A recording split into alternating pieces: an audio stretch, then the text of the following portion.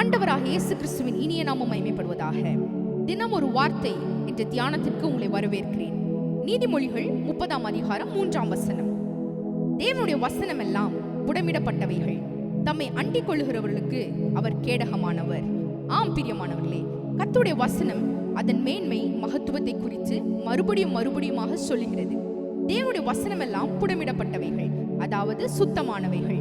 மேலும் சங்கீதம் 12ஆம் அதிகாரம் 6ஆம் வசனத்தில் கர்த்தருடைய சொற்கள் மண்குகையில் 7 தரம் உருக்கி புடமிடப்பட்ட வெள்ளி கொப்பான சுத்த சொற்களாயிருக்கிறது. தேவனுடைய வார்த்தைகளில் குறை ஒன்றுமில்லை. ஆகவேதான் கர்த்தருடைய வேதம் குறைவற்றதும் ஆத்துமாவை உயிர்ப்பிக்கிறதுமாயிருக்கிறது.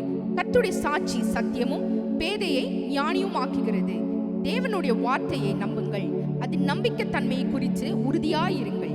அதுவே நம்முடைய கிறிஸ்துவ வாழ்க்கையின் அஸ்திபாரமாயிருக்கிறது. ஆம் பிரியமானவர்களே, மேலும் தம்மை அண்டிக் கொள்ளுகிறவர்களுக்கு அவர் கேடகமானவர். கேடகம் எதிராளி எய்யும்படியான அம்பு மற்றும் தாக்கும் ஆயுதங்களுக்கு நம்மை பாதுகாக்க உதவுகிறது. தேவன் நம்முடைய வாழ்க்கையில் நம்முடைய சத்ருவின் எல்லா தாக்கங்களுக்கும் நம்மை பாதுகாக்கிறார். நமது ஆத்துமாவுக்கு எதிர்மறையாய் எழும்பும்படியான அனைத்திற்கும் நம்மை பாதுகாக்கிறார்.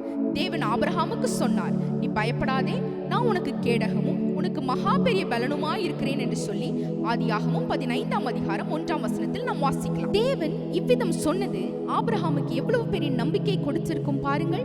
தேவாதி தேவன் ஆபிரகாமை அழைத்தவராக மாத்திரமல்ல, தொடர்ந்து பாதுகாக்கிறார். ஆம் பிரியமானவர்களே, நம்முடைய வாழ்க்கையில் தேவனை அறியாத மக்கள் மத்தியிலிருந்து பிரித்தெடுத்து அழைத்திருக்கிறார். தேவன் நமக்கு கேடகமாய் இருக்கிறார் என்று சொல்லுங்கள்.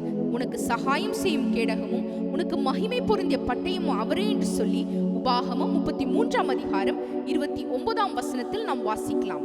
இந்த கேடகம் நமக்கு இருக்கும் பொழுது எந்த எதிரியும் நம்மை தாக்க முடியாது. இன்றைய நாள் உங்களுக்கு ஆசீர்வாதமான நாளாக இருப்பதாக. ஆமென்.